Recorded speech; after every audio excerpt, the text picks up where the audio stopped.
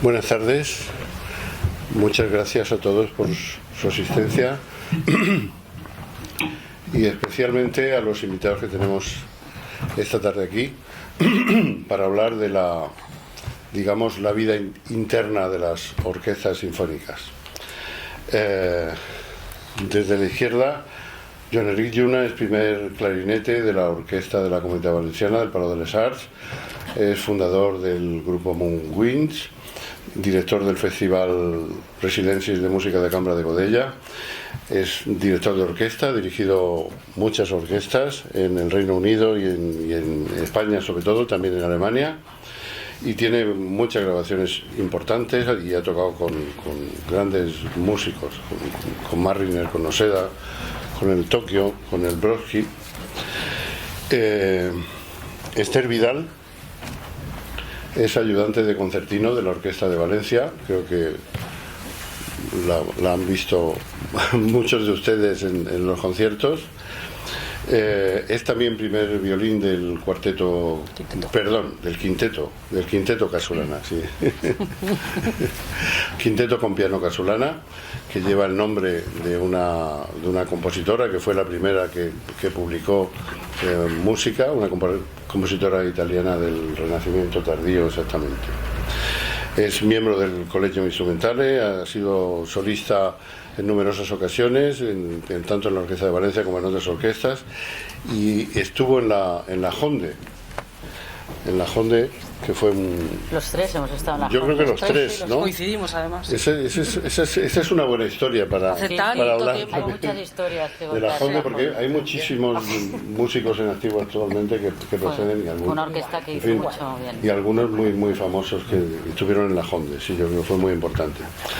Pilar Parreño es profesora de viola de la Orquesta de Valencia, es viola también del Quinteto Casulana, es secretaria general de la AMPOS, de la Asociación de Músicos Profesionales de Orquestas Sinfónicas, y es también vicepresidente de Mujeres en la Música, es sindicalista, miembro del Comité de Empresa del Palau de la Música.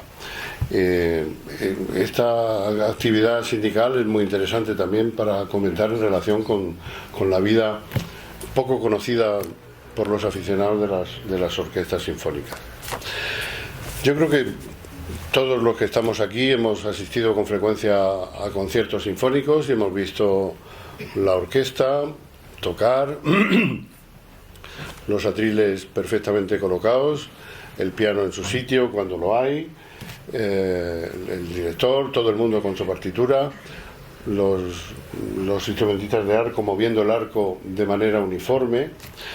Pero todo eso tiene detrás un trabajo muy complejo. Hay un equipo humano mucho mayor del que se ve y necesita un funcionamiento de precisión que lleva mucho trabajo detrás.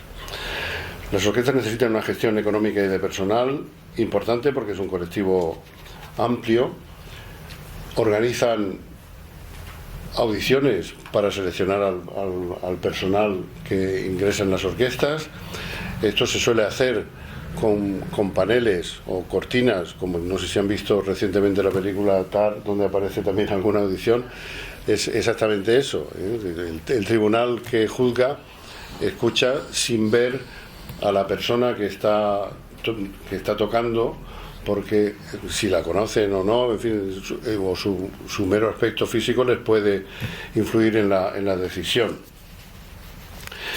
Hay otra cosa muy importante que normalmente yo creo que el público habitualmente no piensa en ella, y es que todas las orquestas necesitan lo que se llama refuerzos o aumentos, es decir, que tienen una plantilla, pero en función de las necesidades de las obras, de instrumentos especiales o de mayor cantidad de algunos de los que hay, o para suplir bajas que se produzcan o todo ese tipo de contingencias, es necesario cubrir con un personal de fuera que normalmente pertenece a unas bolsas, es decir, si está bien organizado el asunto, están en unas bolsas de trabajo para las cuales se han hecho unas audiciones previas.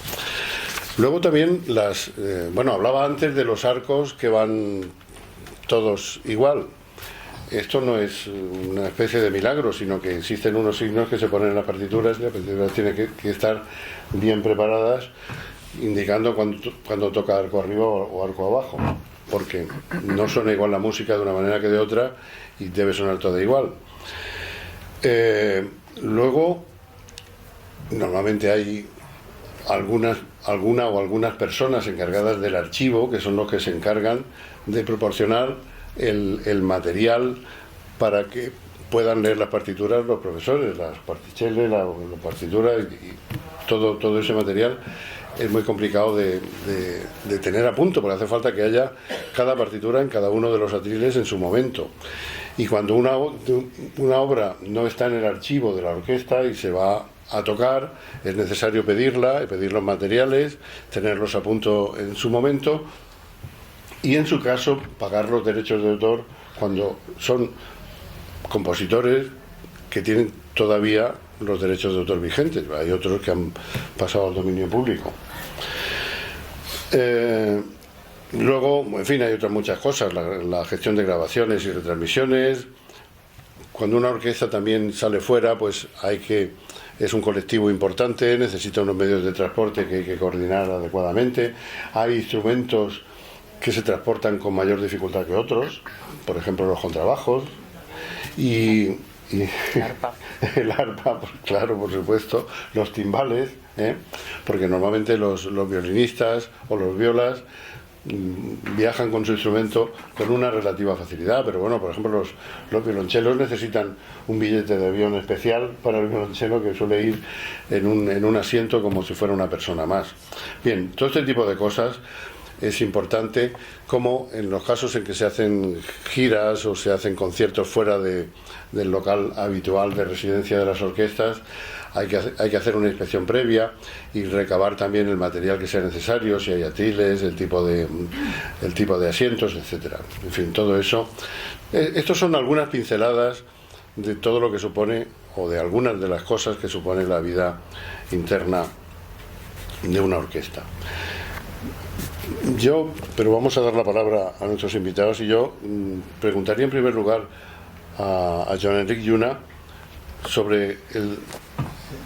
por una parte sobre el trabajo de solista de viento, porque era el primer clarinete de la orquesta del Palau de les Arts, y también sobre lo diferente que es el trabajo en una orquesta de foso, en una orquesta de un teatro de ópera, que es muy diferente de la rutina que tiene una orquesta sinfónica de repertorio sinfónico, como la Orquesta de Valencia, por hablar de las dos que están aquí representadas y que tenemos en la ciudad.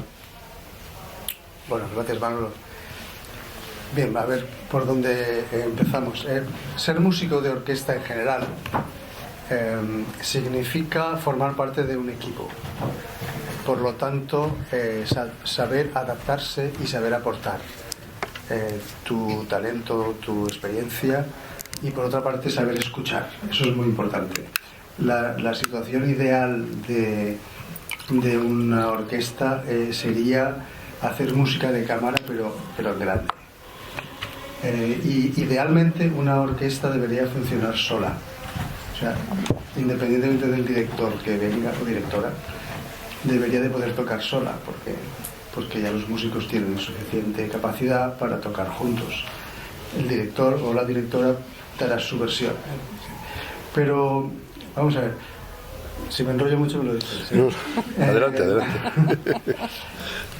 Cuando vais a un concierto o a una ópera, lo que escucháis es la punta de un iceberg muy grande. No voy a extenderme mucho, pero podríamos hablar de un músico que empieza a los 7-8 años a aprender un instrumento, a aprender solfeo, con toda la ilusión del mundo, que cada día dedica su tiempo al instrumento después del cole. Cuando es más mayor, pues dedica más tiempo porque ya va la cosa más en serio y encima tiene que hacer el bachiller. Y después, cuando decides hacer música, pues tienes que prepararte para ir a un conservatorio superior, elegir el profesor. Es todo un proceso muy complejo y de muchísimo sacrificio. O sea, tú imagínate chavales y chavalas de 17, 16 años haciendo el bachiller y preparándose para el superior, es admirable, ¿eh? Yo tengo una hija que acaba ahora de hacerlo. Bueno, y nosotros lo hicimos todos en nuestra época. Después los años de estudio en el Conservatorio Superior suelen ser intensísimos. O sea, tú tienes que dedicar a tu instrumento, dependiendo del instrumento que sea, cuerdas se pasan el día 5, 6, 7 horas, ¿no? Pianistas incluso más. Los vientos no tanto porque nos cansamos. Incluso más, tampoco. Pero todo esto es un proceso que se acumula hasta que llega el momento de decir, bueno, voy a buscar una plaza estable en una orquesta y voy a preparar la posición, haces la posición y ese día igual has dormido mal, lo que sea, y a los 3 minutos te toca la campanilla y te cortan. Imagínate cómo esto es un proceso psicológico muy complejo. Pero bueno, finalmente los que estamos aquí hemos tenido la suerte de encontrar una plaza en una orquesta. Cuando es la felicidad absoluta cuando consigues esto, porque es el sueño de toda una vida, ¿no? Pero cuando entras en la orquesta, lo que es más importante es casi olvidarte de todo lo que, de muchas de las cosas que tú has soñado y adaptarte al grupo, porque una orquesta tiene que funcionar como un reloj suizo.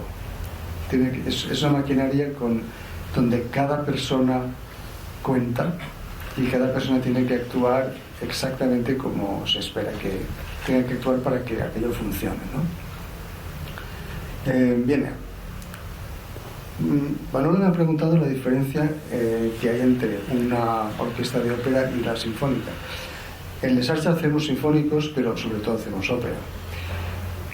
No hay una diferencia tan grande. En un concierto sinfónico estás delante del público y estás más expuesto al público, por lo tanto te sientes más protagonista. Además, el repertorio es instrumental, por lo tanto hay un trabajo más de protagonismo puramente musical. En el foso estás normalmente acompañando cantantes, entonces se une esta parte de saber adaptarse al grupo, saber dar y escuchar para que aquello funcione, pero también escuchar a los cantantes. Y depende del tipo de ópera y también del tipo de cantante, pues hay quienes para perseguirlos hay que estar súper atentos y tener un director que también sepa cómo coordinar todo, ¿no? La gran diferencia es esta, que en la ópera lo más importante, bueno, yo diría que es la música, pero realmente lo que más llama la atención es la escena, son los cantantes, el montaje escénico, y la música está de alguna manera al servicio de los cantantes. Por lo tanto, tienes que estar en alerta continua, porque si no cada uno va por un sitio y entonces no funciona. Ser músico de orquesta es una disciplina enorme, pero es una disciplina que a mí personalmente, y seguro que a mis compañeras también, nos ha dado los momentos más emocionantes de nuestra carrera, porque el repertorio que tocas en una orquesta, tanto de ópera como sinfónico,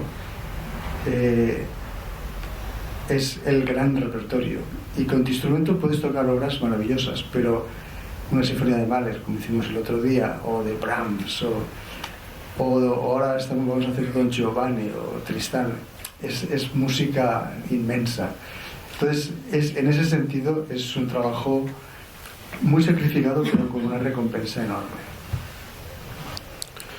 De momento no. Bien, yo creo que por ahora sí, porque yo ahora quisiera preguntar a Pilar, en concreto por la viola, porque la viola es un instrumento muy interesante, de un sonido precioso, pero que suele tener menos menos adeptos que el violín.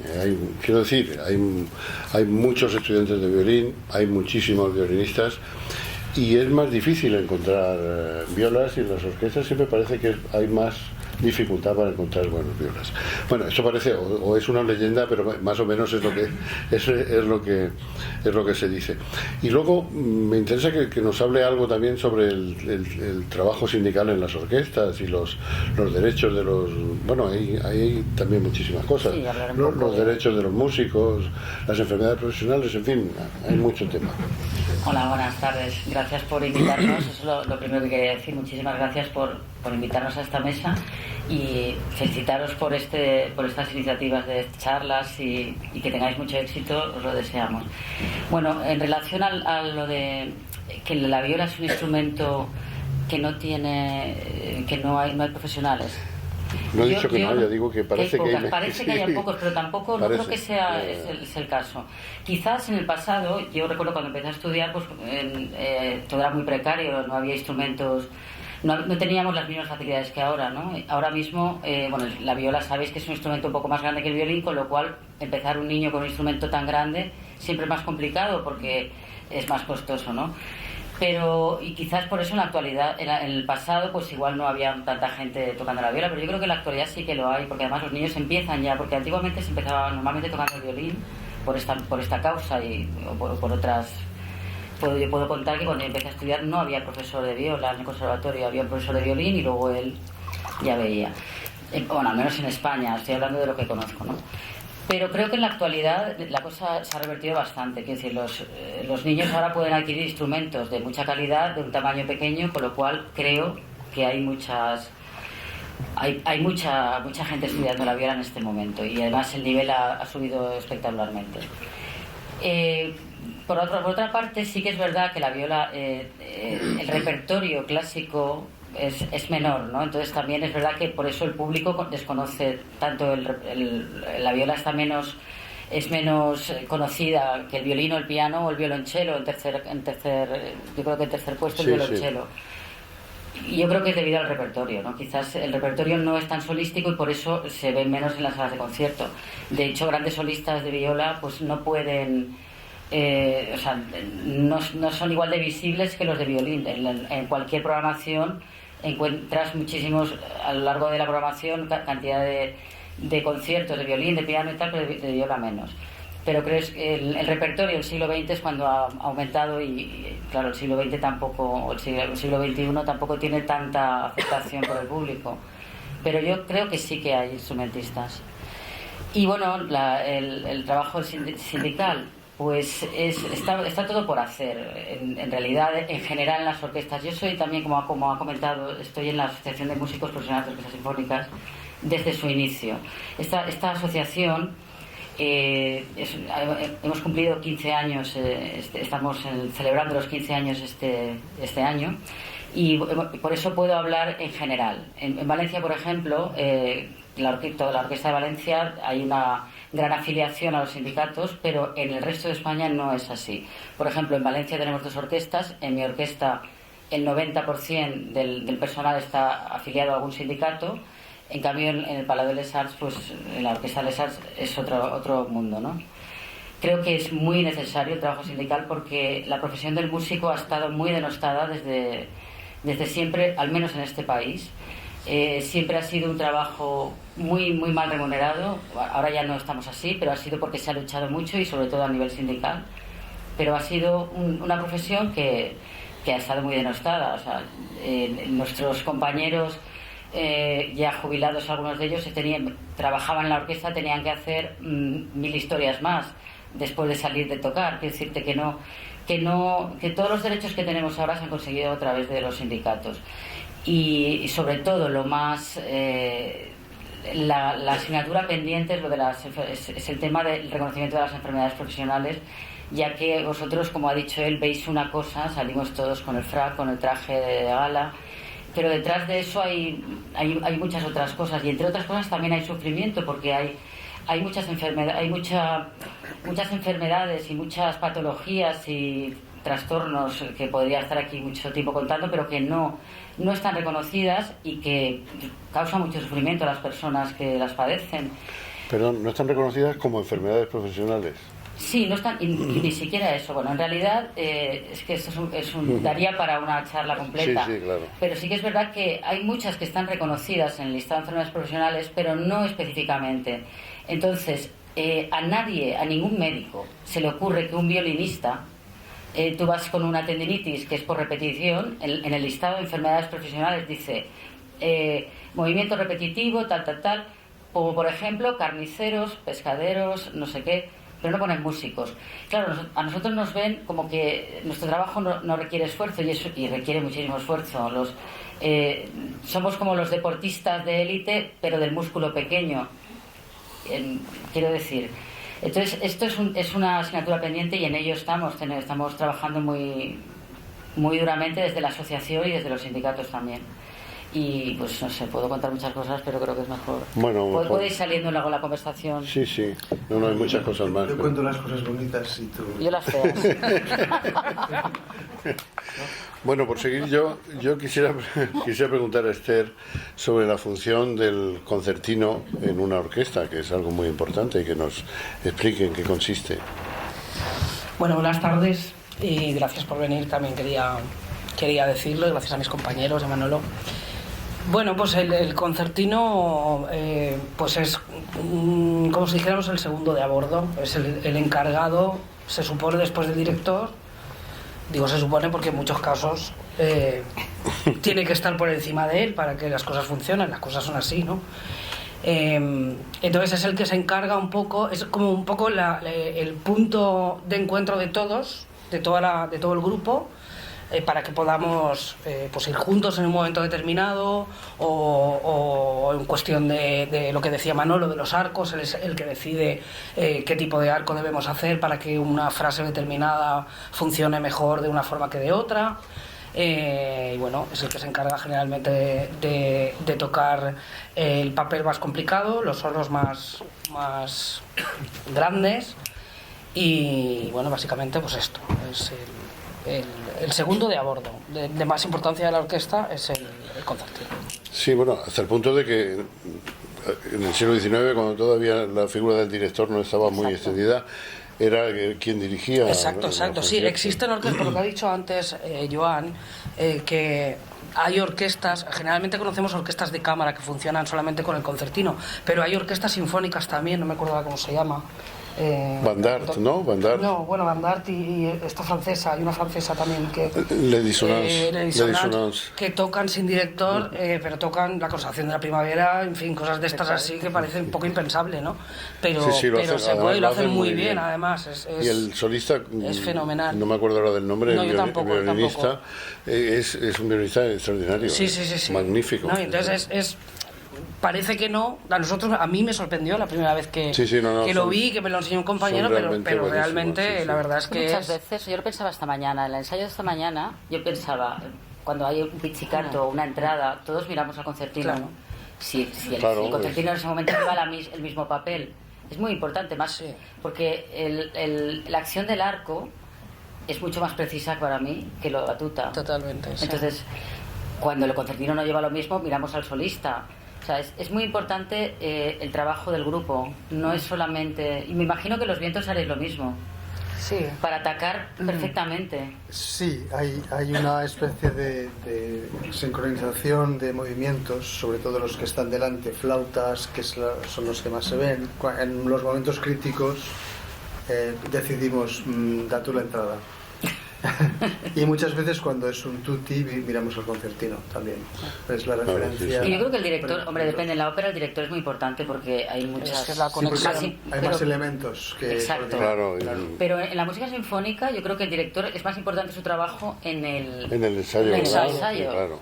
Porque, bueno, en fin, no estoy simplificando mucho porque no es así del todo, pero que tocamos un poco siguiendo a los de delante, no sé, porque si no...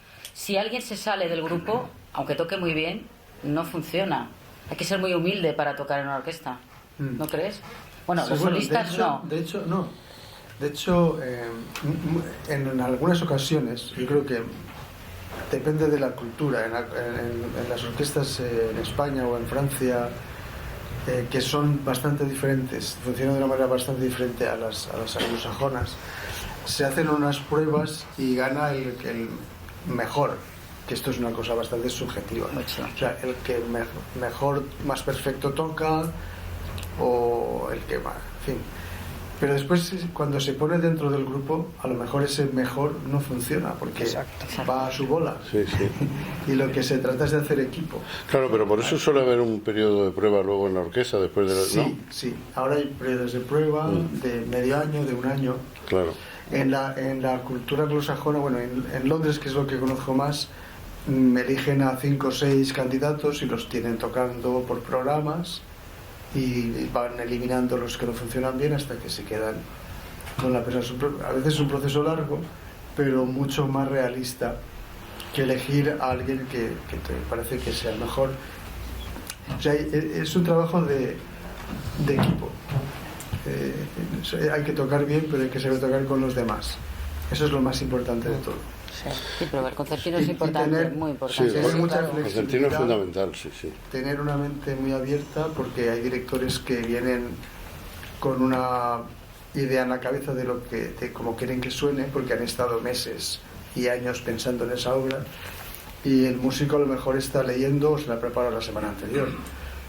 Entonces es importante tener esa flexibilidad, porque además enriquece mucho a los músicos de orquesta escuchar diferentes opiniones de los directores. Ahora, que el funcionamiento de la orquesta como entidad debe ser autónomo, eso también es importante. Eso yo creo que lo deberíamos de tener todos muy presente. Sí, y por ejemplo, respecto a los directores, estamos huyéndonos un poco, ¿no? No, estamos dialogando de cosas interesantes. Respecto a los directores, creo que los músicos de las orquestas deberían tener bastante voz en ello, en las contrataciones de los directores, porque somos los que realmente sabemos cómo funcionan las cosas.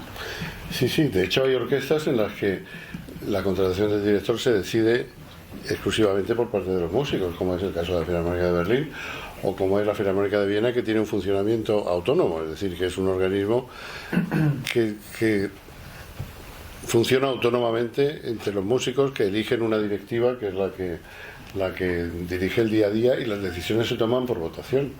Entonces, en la Filarmónica de Viena también se decide, los músicos deciden qué directores van a dirigir los conciertos de la próxima temporada y todo ese tipo de cosas, porque en la Filarmónica de Viena no hay figura de director titular, así como en Berlín sí que la hay, pero claro, son orquestas que están a un nivel, tienen una capacidad también de ingresos muy alta por Sí, su pero situación. eso no tiene nada que ver con los ingresos.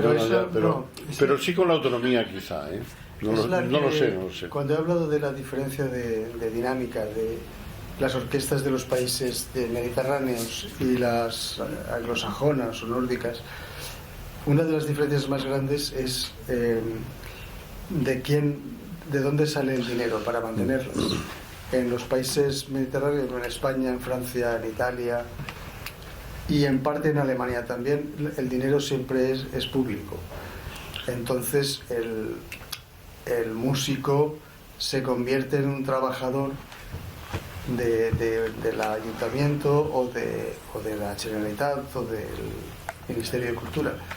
Y esto tiene un peligro, y es que se confunda un músico con un artista con un trabajador.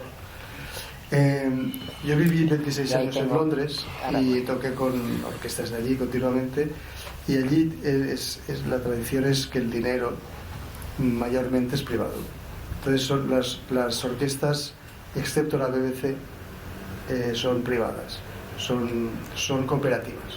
Entonces cuando un músico entra a formar parte de la orquesta, forma parte de la cooperativa.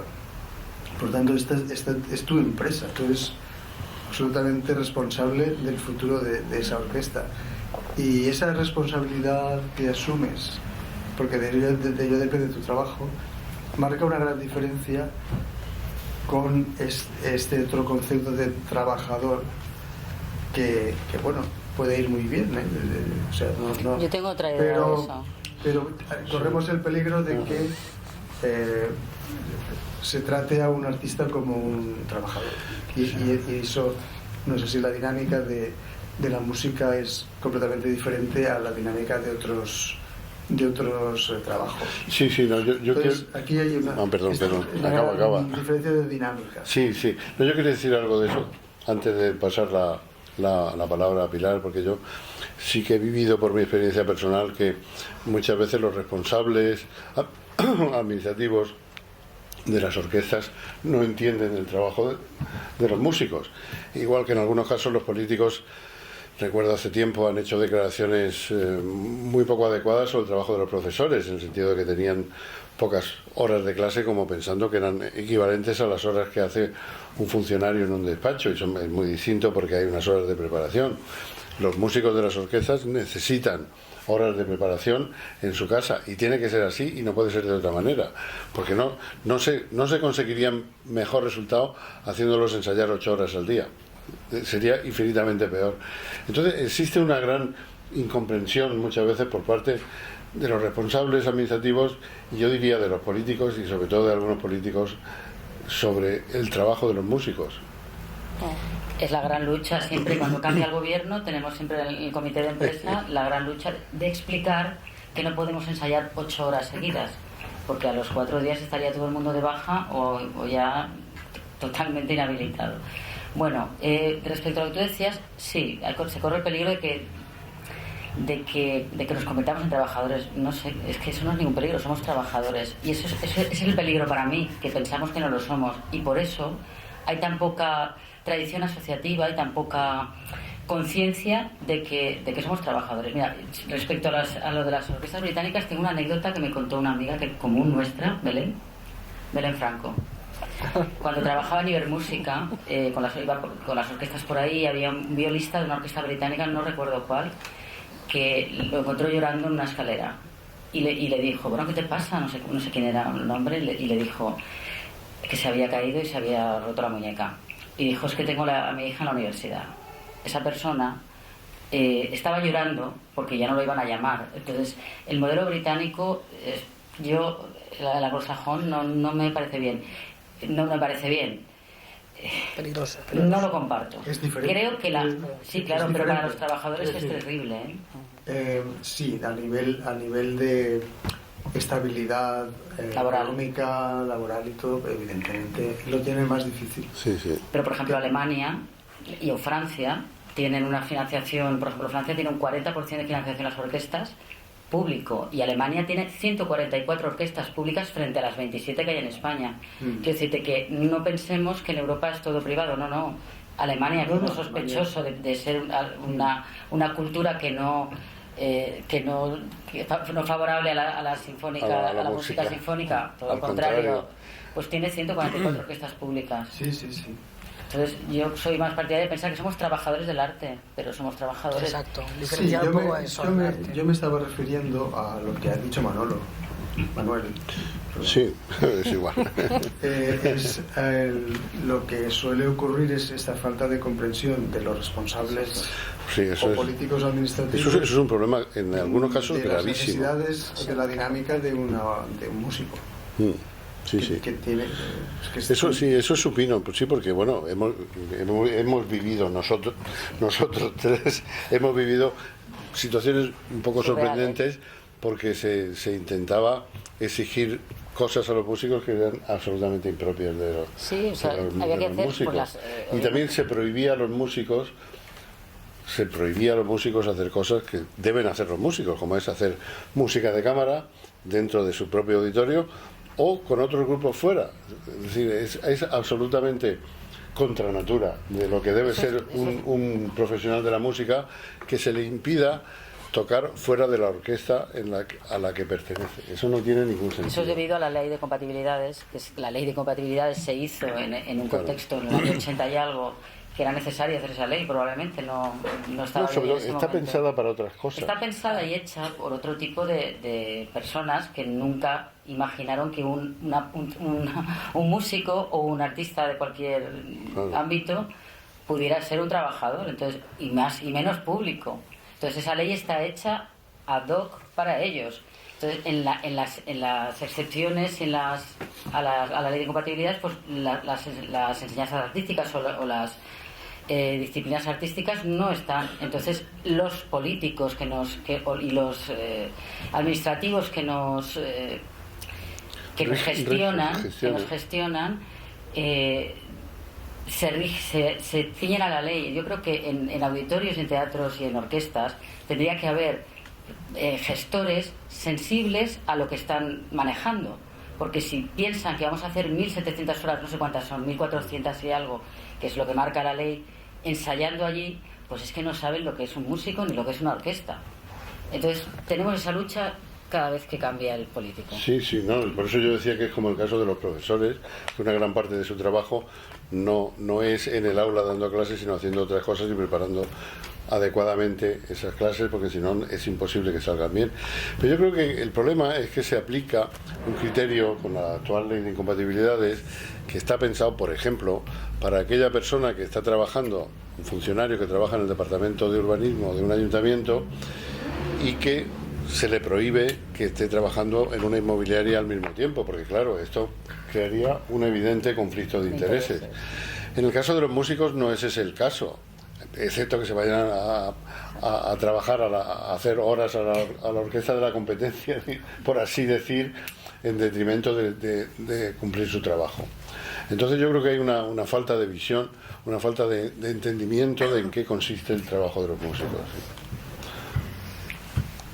No, esto de este tema lo podríamos enlazar con el tema de, una vez entras en una orquesta, cómo mantienes la ilusión por hacer música, porque el trabajo de orquesta puede convertirse en rutinario cuando no hay una motivación artística suficiente o cuando hay pues eso, una gestión demasiado burocrática y no te ves motivado artísticamente.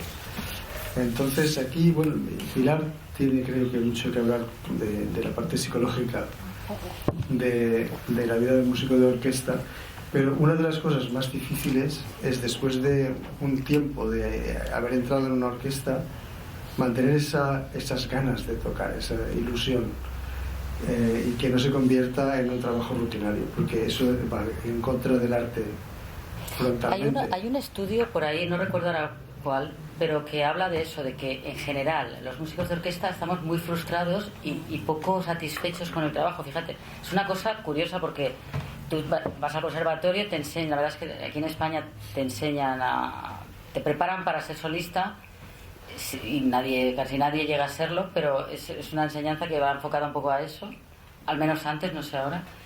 Y quien logra entrar en una orquesta profesional es un privilegiado y es un motivo de alegría, pero que al final entras con mucha ilusión y acabas perdiendo esa ilusión. Y parece ser que, bueno, según ese estudio, lo quiero recordar, tampoco lo recuerdo muy detalladamente, pero sí decían que era pues porque en realidad nosotros somos como un poco, no tenemos ninguna decisión en nada en el grupo ni en la orquesta. Es decir, te imponen la programación, te imponen los tempi, los ensayos, la modo de ensayar. Además el régimen de una orquesta es casi militar, o sea, tú tienes que estar allí, no puedes faltar un minuto más tarde, hay que estar todos sentados en el mismo sitio, silencio en los ensayos, el director habla y lo que él diga no hay réplica nunca. Entonces eso también es frustrante, y ese estudio lo reflejaba muy bien. Si lo encuentro, se lo pasaré a Manuelo por si alguien... Sí, bueno, yo creo que eso pasa en muchos trabajos, ¿eh? Yo creo que, no sé, yo creo que en general, en muchos trabajos pasa que vas con mucha ilusión a un trabajo importante en una empresa, y a lo mejor cuando llevas un mes te das cuenta que no era tan bonito como te parecía, ¿no?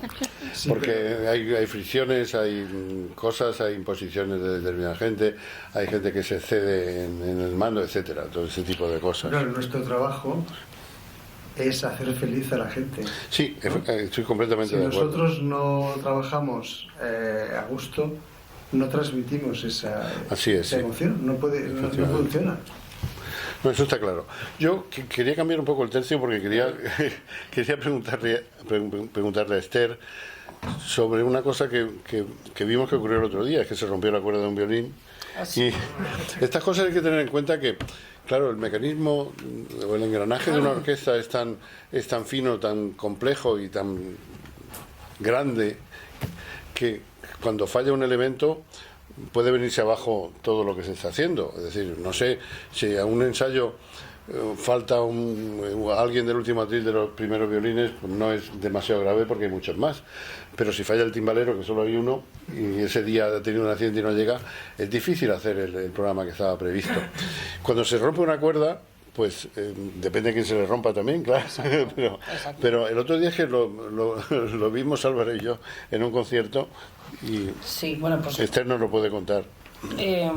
justo ha pasado 2 veces hace poco y las 2 veces al concertino, que yo estoy al lado, claro, siempre me toca a mí que estoy al lado. Entonces nada, en ese momento pues tienes que actuar rápida y entonces directamente hacer así. Tú eres como el asistente para todo eso. Y entonces tienes que hacer así como darle el tuyo y claro, como tú tienes la cuerda rota y estás en el primer atril, pues tienes que tocar también. Entonces tienes que coger el de detrás te da, pero no está cómodo, entonces se lo pasa al otro. Esto nos ha pasado así, la gente flipando un poco en el escenario y luego lo tienes que explicar, pero es que esto es así. Porque claro, cada uno unos tocamos con la almohadilla, otros sí, entonces claro, uno se lo pone y no puede. Entonces, yo con este no puedo. Y el otro mientras cambiando la cuerda detrás y así, ¿no? Entonces estas cosas pues son imprevistos que tampoco ensayamos nunca y que por lo tanto tampoco sabemos muy bien porque el otro día... No se hacen simulacros como... No se hacen simulacros, claro. Entonces el otro día, entre los 4, pues nos montamos ahí la movida, pero no sé si igual hubiera sido que me hubieran pasado el del quedó bien final, porque no se interrumpió el concierto. Claro. Yo sí que he vivido, en la época en que fui director del Palau, a principios de los 90, recuerdo un concierto que tocaba Leonidas Cavacos, que tocaba la Sinfonía Española, y no sé si fue en el tercer movimiento, se le rompió una cuerda, y estaba tocando en ese momento. Hizo así, le cambió el violín al concertino y debió perder 2 compases, porque siguió tocando hasta que acabó el movimiento, que ya le devolvieron el violín con la cuerda puesta. Sí. Fue impresionante, porque hace falta también, no, me da la impresión, una sangre fría. el instrumento para nosotros es claro, dramático. Para los instrumentistas de arco es parte de ti el instrumento, es muy diferente de un piano. Bueno, por no hablar de las cañas, que hablen de las cañas. Ah, las cañas. Quitan las cañas y no sabes tocar. Pero explica qué son las cañas, que igual la gente algunas personas no lo saben. Bueno, yo toco el clarinete. Y el sonido del clarinete se produce por la vibración de un trocito de madera que llamamos caña y que se transmite al tubo. Los oboes tienen una caña doble, los fagotes también, nosotros una caña simple. Entonces nos pasamos muchísimas horas eligiendo la caña que más nos gusta, arreglando. Entonces eso es una cosa tan personal que si las perdemos estamos perdidos también nosotros. Entonces es una parte muy pequeña de hacer música, pero que para nosotros es enorme. Fundamental, claro. Sí.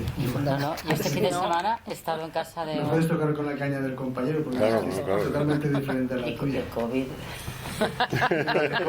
Además. He estado en casa de un compañero de la Asociación de Músicos de Ampos, que es fagotista, y me enseñó su estudio y tal, y veo ahí unas cañas.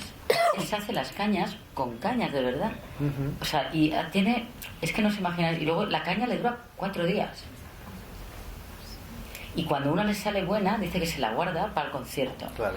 Entonces toca con la otra, sufriendo con la otra, y luego pues se guarda la caña buena y a los 4 días la tiene que tirar. Y dice, Dios mío. Y nos quejamos nosotras que siempre decimos que la cuerda, que no sé qué. Pero las cuerdas tienen el desgaste que... Ahora hay de plástico. Ahora hay de plástico que funciona muy bien. Ya, pero eso... Es como la fibra de carbono para nosotros ahora, ¿no? Pero bueno, esto si se trae las cañas... No, pero que ahora hay de plástico que funciona muy bien, que también dices, joder, con la elaboración. Sí, no, en los instrumentos de cuerda hay que cambiar las cuerdas porque se rompen, se estropean y se gastan. Y también hay que encerdar el arco. El arco lleva crines de caballo siberiano normalmente, o depende. Y claro, se van perdiendo con el uso. Se van desgastando. Supongo que muchas veces han visto algunos de ustedes en un concierto que el solista que se ve más pues le cuelga alguna de las crines porque se ha partido. Eso se va desgastando y hay un momento en que hay que ir al luthier que las cambie. Bueno, yo, por cambiar un poco, quería preguntar a Pilar sobre el tema que ella conoce muy bien, de la presencia de las mujeres en las orquestas sinfónicas. Bueno, a ver. Bueno, para saber cómo estamos en la actualidad hay que ver un poco de dónde venimos, ¿no? Y yo siempre lo cuento, pero es que es la realidad. En todos mis estudios de música jamás, en ningún libro de texto, ni en toda mi carrera como intérprete, jamás vi el nombre de una compositora ni la foto de una mujer compositora, jamás. Entonces el mundo de la música en general era un mundo para nosotras, un mundo masculino. La primera vez que toqué una obra de una compositora fue la sonata de Rebecca Clark, ya acabada la carrera. Ahora han cambiado las cosas, pero hasta hace 4 días esto era así.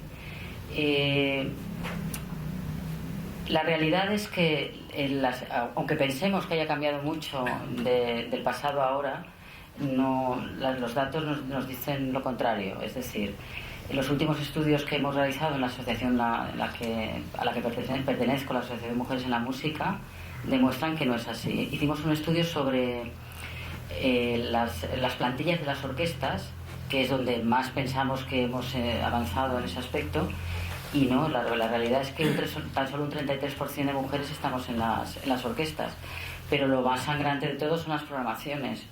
En los estudios que hemos hecho sobre festivales y sobre programaciones de las orquestas de este país, pues tan solo un 1% de obras de compositoras programadas. Y te dirán, es que no hay compositoras, y sí que hay compositoras de todas las épocas, pero especialmente en la actualidad. Y las obras que se estrenan siguen siendo mayoritariamente masculinas. Pero vamos, compositoras ha habido siempre y creo que es el momento de descubrirlas, porque además ya no solo a las compositoras, creo que se toca siempre lo mismo, que deberíamos también ver un poco la mente y abrir el repertorio. Sí. Y bueno, pues eso estamos en precario, ¿eh?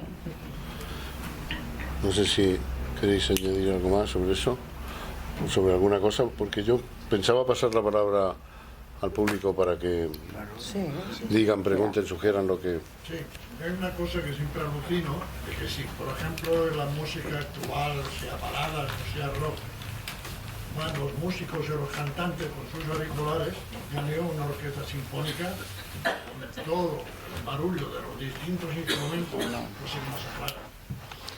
No, es que la música rock o la música que generalmente va amplificada con micros, tal, entonces es mucho más difícil de escuchar.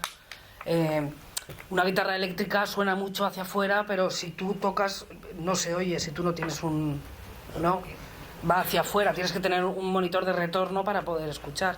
Nosotros no nos hace falta, generalmente no nos hace falta ese tipo de herramientas para poder escucharnos, afortunadamente, porque nosotros al revés nos ponemos tapones porque claro, acabamos sordas siempre, estamos con el instrumento aquí todo el rato y luego en la orquesta los metales, tal, entonces nosotros tenemos tapones, unos tapones específicos que nos ayudan a poder un poco pues paliar esa barbaridad de decibelios que tenemos que... Se alcanzan a veces hasta 120 decibelios. De hecho, la sordera es una de las enfermedades más comunes entre músicos. La hipoacusia y la hiperacusia, que casi es peor. En nuestra orquesta hay varias personas con acúfenos, con hiperacusia, que eso es terrible porque oyen todo mucho más amplificado. Entonces no pueden ni dormir por las noches. Eso es un problema que, si queréis, podemos hablar un poco de la organización del trabajo de las orquestas. Hay mala organización del trabajo de las orquestas bajo mi punto de vista. Y por ejemplo eso en Reino Unido concretamente está muy bien organizado. ¿Por qué? Pues las orquestas son en relación a lo del ruido y tal, porque el ruido es nuestro mayor enemigo. O sea, trabajamos con el sonido, pero a unos volúmenes, y claro, es curioso, pero entonces sí que es verdad que hay unos tapones, unos protectores auditivos que nos ponemos, pero son incómodos para tocar. Sí. Entonces, un caso en Reino Unido, en una de las orquestas, en la Royal Opera House era, ¿no? De un violista, concretamente, que tuvo un tramo acústico en un ensayo de una ópera de Wagner, y esta persona creo que tuvo el trauma, le dejó prácticamente sordo. Entonces lo denunció y ganó el juicio y le tuvieron que indemnizar con 1 millón de libras. A partir de ahí la orquesta, como era privada, casi desaparece porque eso es muchísimo dinero, ¿no? Y a partir de ahí empezaron a tomar medidas para que no volviera a pasar, medidas protectoras, o sea, prevención de ese riesgo, ¿no? Y tienen, por ejemplo, que es muy interesante, un archivo de todo el repertorio clasificado por riesgo de auditivo. Entonces tienen la precaución de no programar obras muy ruidosas todas juntas o muy seguidas. Sí, muy seguidas, no solamente en el mismo programa, en programas consecutivos. O sea, tienen esa precaución también, la manera de colocar a la orquesta, y los codirectores cuando van allí aceptan esas medidas y esas medidas preventivas sin ningún problema. En España tenemos el problema que no hay ningún tipo de prevención de nada y por eso estamos peleando por ello. Por eso pienso que es tan importante el trabajo sindical y el trabajo asociativo, y pensar que no solo somos artistas, que somos trabajadores, porque cuando te quedas sordo ya el artista, ya adiós artista, a la calle y se acabó. Y eso también es un problema.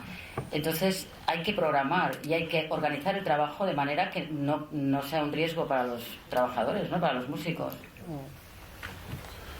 Sí. ¿Más preguntas o más intervenciones? Sí. No, es que, Pilar, hablando de la colocación de la orquesta, he observado que también dependiendo de cada director, los contrabajos a lo mejor nos dirigen a un lado determinado, siempre estamos acostumbrados a un lado, o las violas os ponen en medio, amparadas por los violines primeros, segundos, o no sé. Todo eso a vosotros... Nos movemos nosotros, básicamente, las violas y los violonchelos, ¿no? Y hace las trompas. Pero los cambios, bueno, a veces los violines también. Director... Pues mira, te puedo decir, ahora ya no nos afectan, pero nosotros siempre acostumbramos a tocar central. Entonces, cuando nos cambian a la otra parte sí que notamos mucho, porque es muy diferente el ángulo para ver el último atril de la parte de fuera. Al director se le ve peor. Entonces es más difícil de tocar en la orquesta, pero te acostumbras. Creo que es una cuestión histórica, ¿no? La orquesta se ha colocado, igual tú lo sabrás más, se ha colocado de diferentes maneras. La orquesta clásica a veces está en los violines enfrentados para hacer un poco el efecto estéreo, sí. Pero depende también de directores y del repertorio. Sí. Sí. Hay directores... Pero no, directores fijos. Gómez Martínez, por ejemplo, siempre es la colocación clásica. La y García clásica. Asensio también, siempre. Se Sí, toque lo que se depende toque. del director. Ahora está de moda poner las violas fuera. Con Trau, por ejemplo, con me los acuerdo que contrabajos hacíamos como muchas pruebas. Ah, sí, Trau puso los contrabajos al... Pero bueno, yo Sí, creo sí. que va por modas también. Ahora Va está por de moda, modas, ¿no? sí. Pero que en Reino Unido, si esa moda supone un riesgo, pues se acabó la moda y allí todos acatan,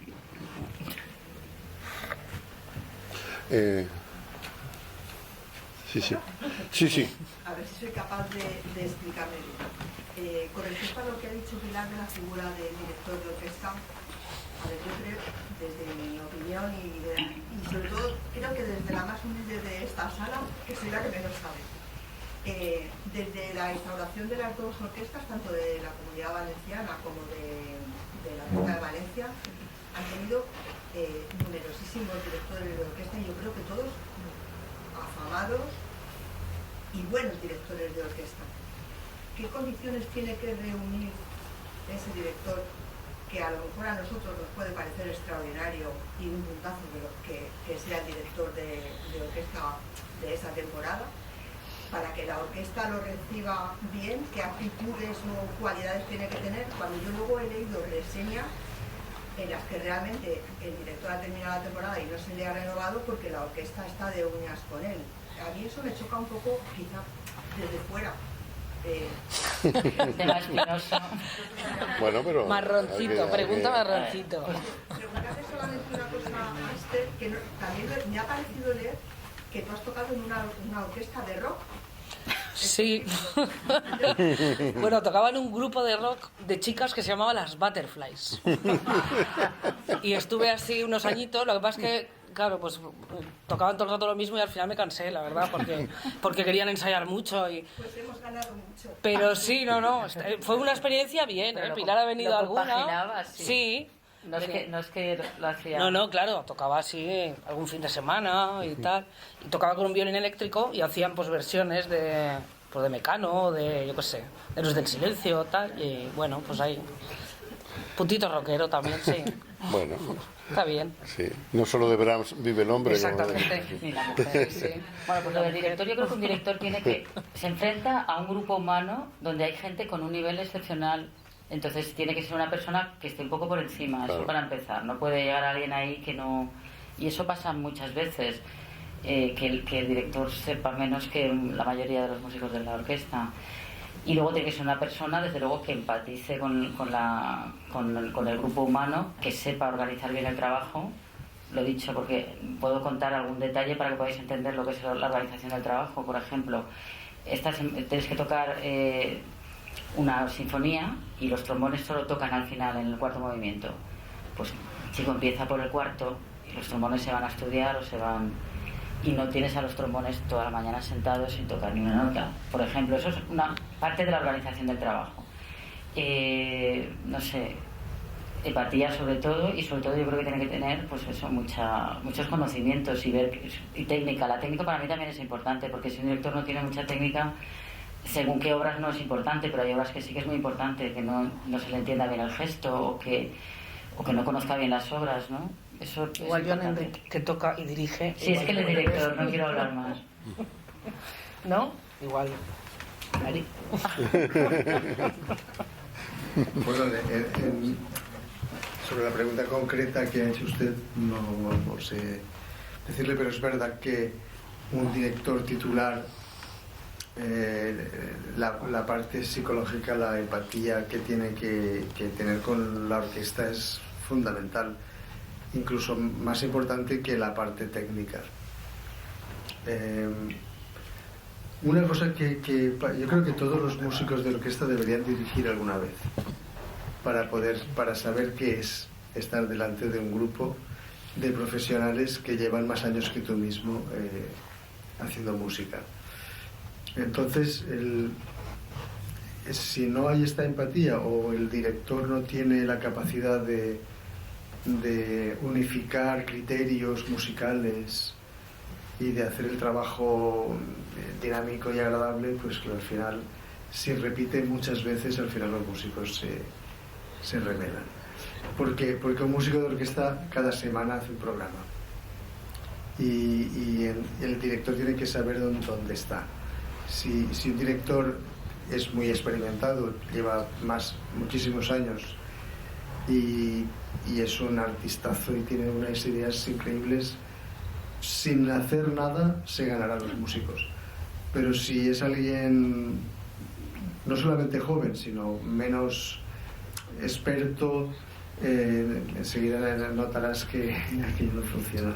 Entonces es una profesión mucho más difícil de lo que uno piensa, aunque también es verdad que es la profesión donde más intrusos hay. Claro.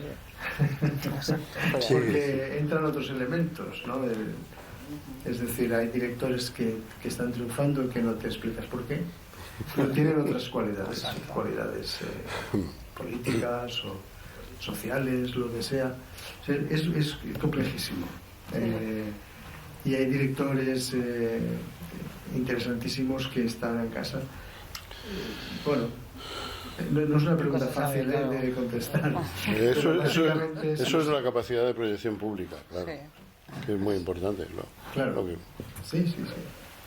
Por eso creo que es importante que la orquesta tenga voz en la elección de los titulares. Aunque mi opinión es que, claro, mi opinión no es muy... Es que... Yo no entiendo muy bien la figura del titular, no me parece imprescindible, la verdad. Es verdad. Yo prescindiría en muchos casos, a no ser que sea algo que realmente... Bueno, hay orquestas que tienen titular porque es alguien famoso. Eso sí. Y entonces les ayuda a tener contratos discográficos o a hacer giras. Eso lo entiendo. Hablamos de orquestas, orquestas anglosajonas, que son las que más se mueven. Sí. Y no pintan nada en la organización, solamente pintan en sus contactos.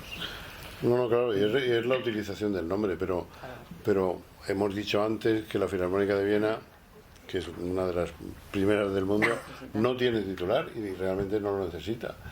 Y llama siempre a grandes directores de mucho prestigio, que son los que la dirigen.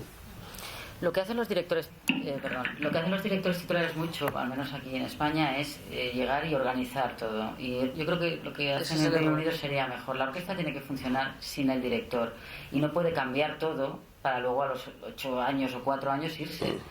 La orquesta tiene que funcionar ella sola y luego que venga una persona que, pues que dé su punto de vista artístico, pero yo no considero que se metan demasiado en cuestiones de funcionamiento. No lo veo que sea una buena idea, y aquí pasa mucho. Y luego también que sea una cuestión política también me parece mal. Que se contrate a los directores por cuestiones políticas, que es lo que suele pasar, pues tampoco me parece. En cualquier ámbito. Sí. Esto en cualquier ámbito. Sí, desde luego, desde luego. Me parece que había alguna pregunta pedida por aquí. No. Perdón. Estaba Álvaro hace rato que ha pedido y después me ha sorprendido lo de que a lo mejor la figura del director titular podría evitarse. A mí me sorprende porque a lo mejor para la orquesta resulta mucho más cómodo tener una persona conocida que ya tiene un criterio y ya sabe más o menos por dónde respira, y que periódicamente pues haya, o sea, ese director titular para el repertorio general de la temporada, con una serie de directores invitados que van y vienen o que son menos estables, ¿no? Yo tengo dos preguntas. O sea, por un lado, en general, sin entrar al detalle de lo que sucede en Valencia, porque no es un jardín que mejor. Que no. Esto normalmente una orquesta sinfónica, cuando llega un nuevo director, enseguida le toma la medida.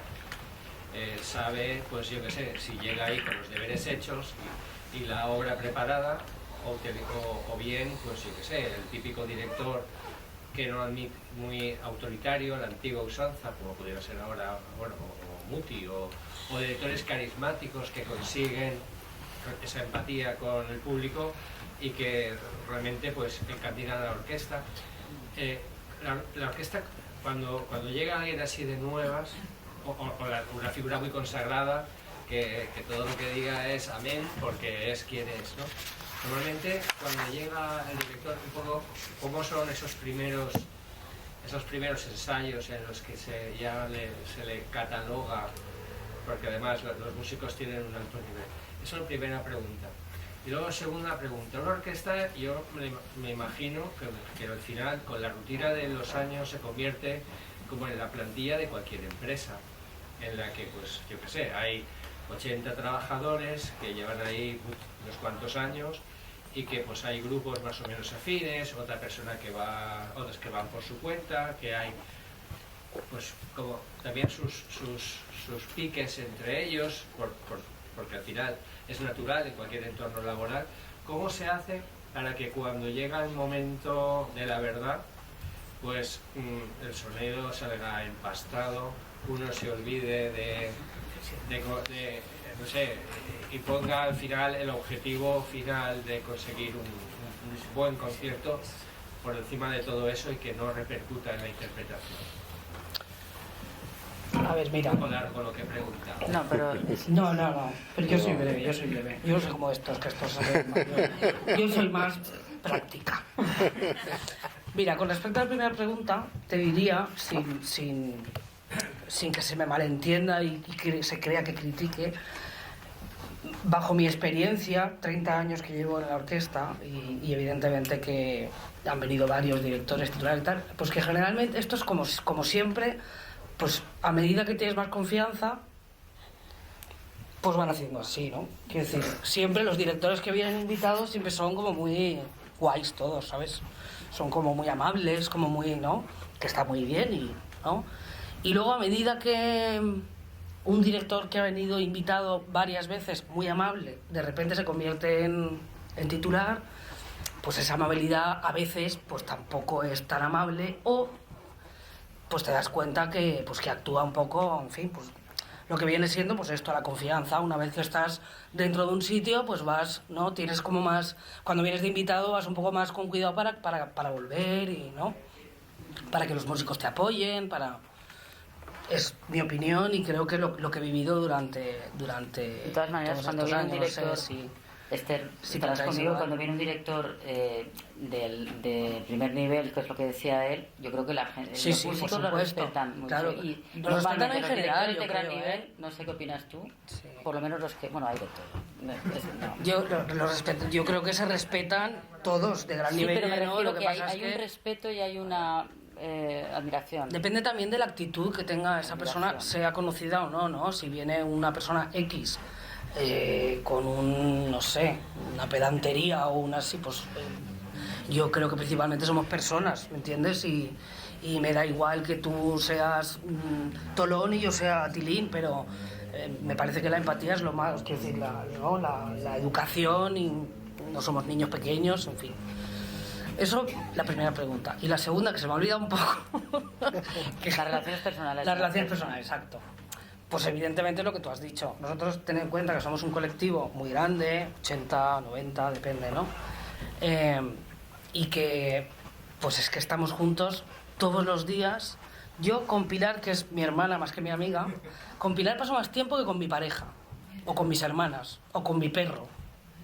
Yo con Pilar paso la mayor parte, porque además luego tenemos el quinteto, somos amigas también, con lo cual, entonces pasamos muchísimo tiempo juntos. Y luego, en mi caso, por ejemplo, porque los tutis van rulando así, ¿no? En mi caso, que solamente estoy de una silla a otra y ahora pues mi compañero está de baja desde hace mucho tiempo y estoy siempre en la misma silla, con lo cual estoy siempre o con Enrique o con Anabel. Pues evidentemente tenemos, ¿sabes? Pasas muchas horas al lado de las mismas personas.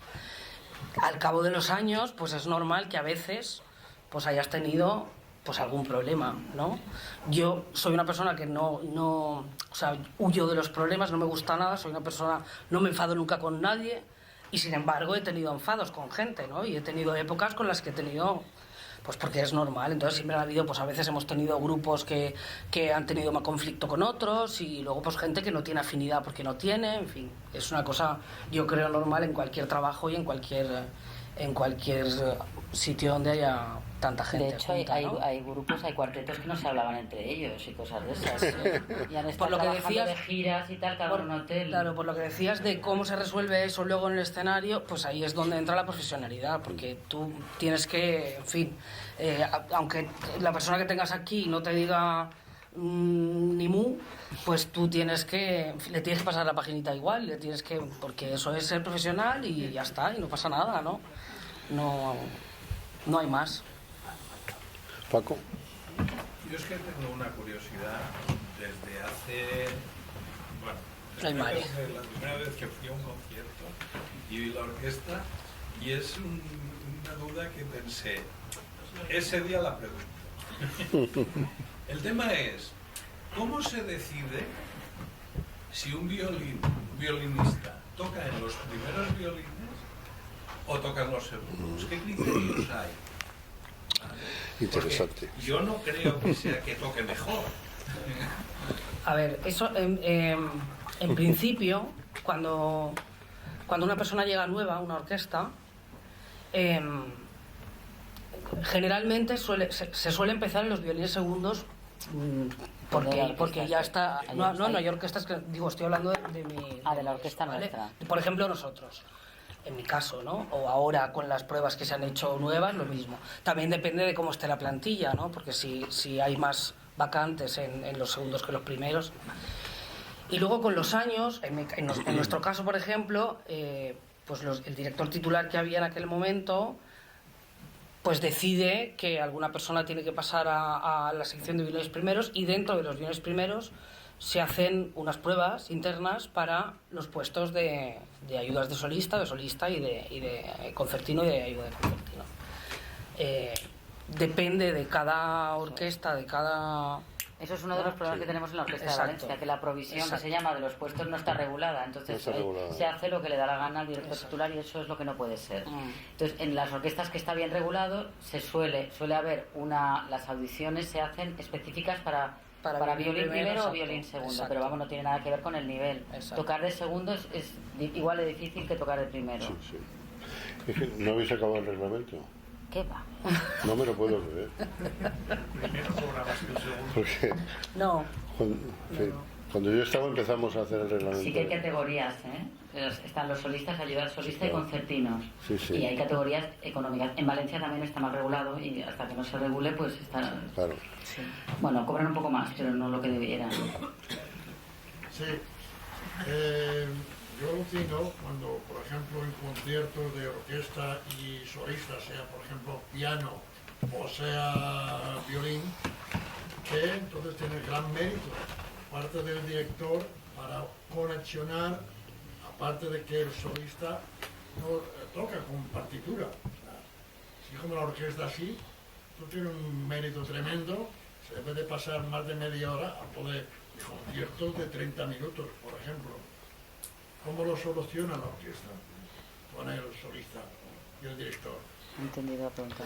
Lo mismo vale para la ópera. Sí, sí. ¿Cómo sigue la orquesta? Bueno, escuchar, por lo que decía al principio, que una gran parte del trabajo es escuchar. Cuando estamos con un solista, toda la orquesta está escuchando al solista y siguiendo al director. Una de las cosas que tiene un director sólido es que sabe acompañar, es decir, que sabe conectar el solista con la orquesta. De todas maneras, por muy bueno que sea el director, los músicos están siempre pendientes del solista. Y es bonito porque es como hacer casi música de cámara cuando no es una orquesta muy grande.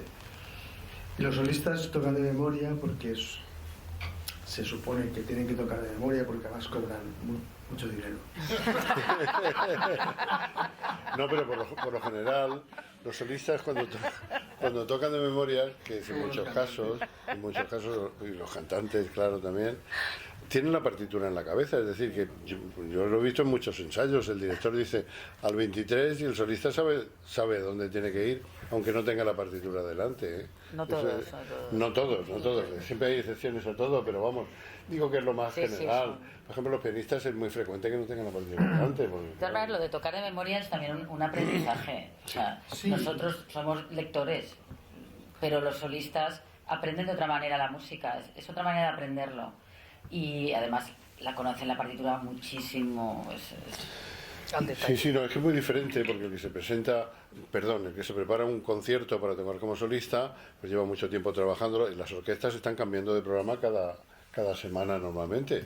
Es muy distinto, no tiene sentido que se lo aprendan de memoria porque la semana siguiente van a tocar otra cosa.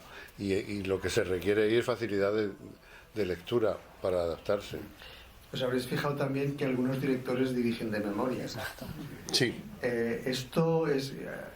Hubo una escuela de dirección en Viena, el Swarovski, que hacía aprenderse de memoria las partituras y de allí salieron Abbado, Mehta, Barenboim, todos los famosos, que son gente con una capacidad extraterrestre, Sí. prácticamente.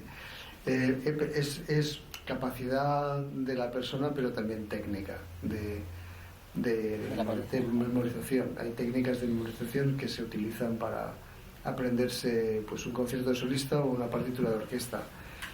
Bueno, en mi caso yo toco de solista también y los conciertos básicos, Mozart, Weber, te los aprendes porque es que desde niño lo estás tocando. Claro. Te los aprendes sin querer. Y un gran pianista pues también desarrollan esa capacidad también. No es casualidad, es trabajo también. Es trabajo. Pues que puedo contar dos anécdotas. Claro, puedes contar lo que quieras. Yo creo que... Es que había mucho interés por lo de los directores y todo esto. Lo del director titular, lo que decía Pilar, yo estoy bastante de acuerdo. ¿Conmigo? Bastante. Sí, Sí, la orquesta es mi debería opinión, ser. Pero por ejemplo, Karajan estuvo, ¿cuántos años? Estuvo en Berlín. Muchísimos. Karajan estuvo desde los primeros 60, por lo menos, o finales de los 50, hasta que se murió en el 80 y tantos, ¿no? Fíjate, y ahí siempre, ¿no? Y yo en el 19 89 creo que murió. Hace 4 años, ¿no? ¿Es 4 años ahora? Sí. ¿El qué?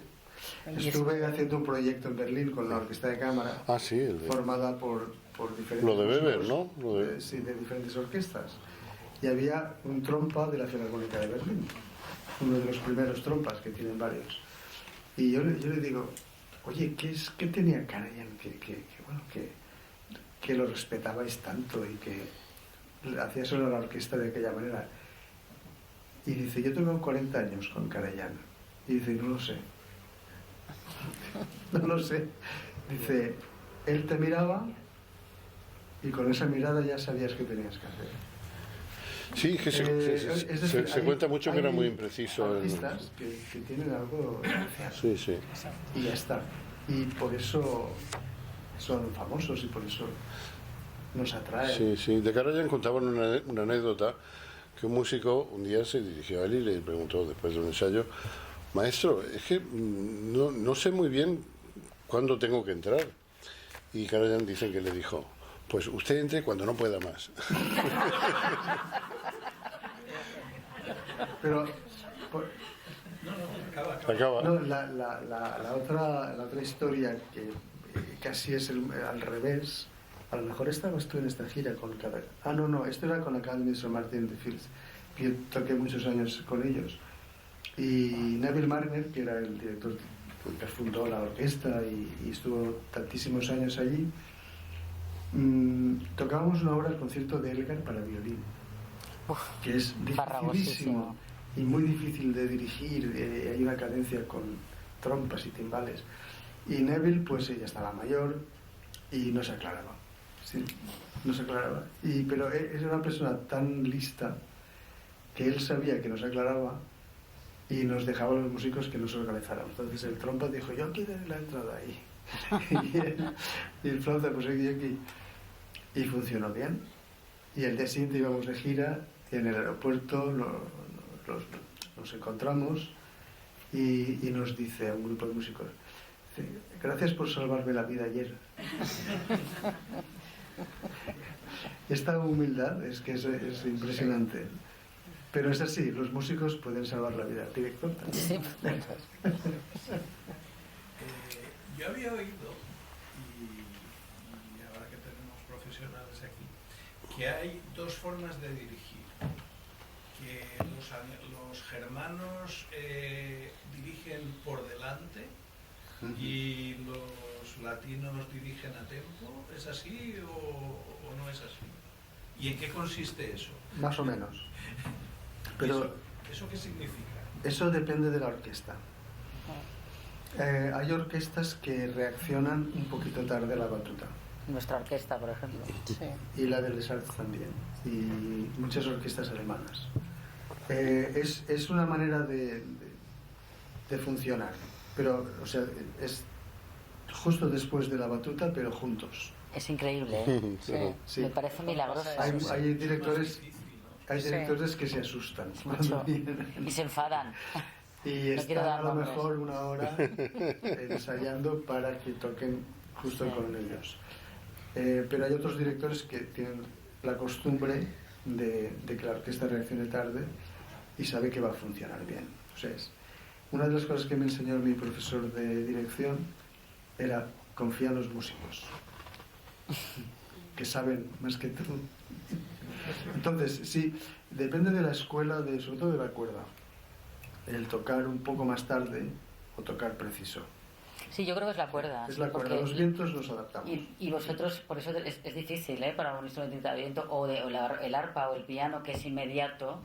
A mí me lo comentan algunos compañeros y compañeras, que al principio de tocar en las orquestas les costaba mucho, porque el director marcaba aquí y sonaba un poco después. Entonces, si tú estás mirando al director, porque estás muy lejos, además, por eso la importancia de seguir al concertino, porque ves como el arco entra en la cuerda y entra todo el mundo a la vez. Claro, siempre no... Sí, pero sí que lo que ha preguntado es verdad. Sí, es así. Hay dos maneras de reaccionar a la batuta. O sea, pero es cosa Pero es cosa de los músicos. Sí.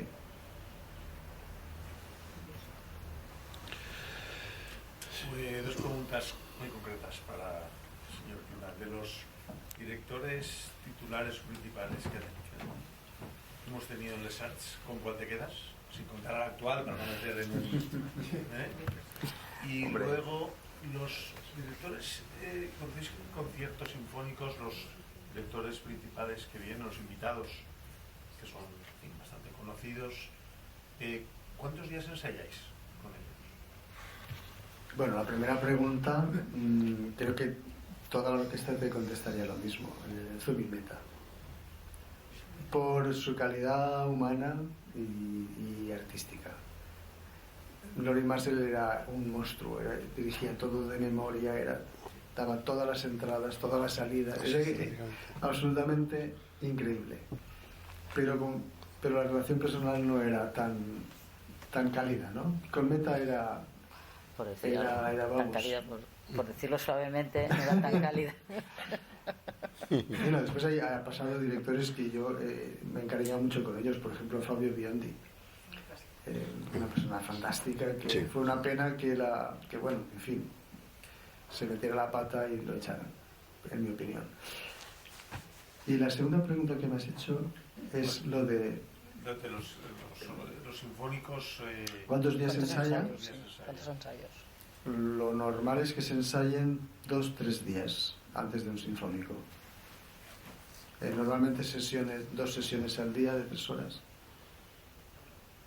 Y, hombre, a ver, antes del primer ensayo, los músicos nos hemos preparado en casa, es decir, que nos conocemos los pasajes, si tienes un solo te lo has preparado, pues el primer día ya suena porque se supone que es tu trabajo. Entonces, sí, pero en Londres se ensaya menos. En Londres hay 3 categorías. Los directores buenos ensayan 2 días máximo. Buenos me refiero a Gergiev y a... Sí. Bueno, cuando los normales, Chodowski. Los normales un día, que esto está bien. Y los jóvenes es cuando te llaman a la orquesta, puedes venir a tal sitio 3 y 7 y media, quiero decir, de 3 a 6 ensayos y 7 y media de concierto. Pero eso... Es una cuestión económica. Sí, claro. Básicamente. Porque cada ensayo se les paga a los músicos por ensayo, claro, también muchas veces. Entonces, sí, en un ensayo lo tienen que ventilar. Y eso... Mal.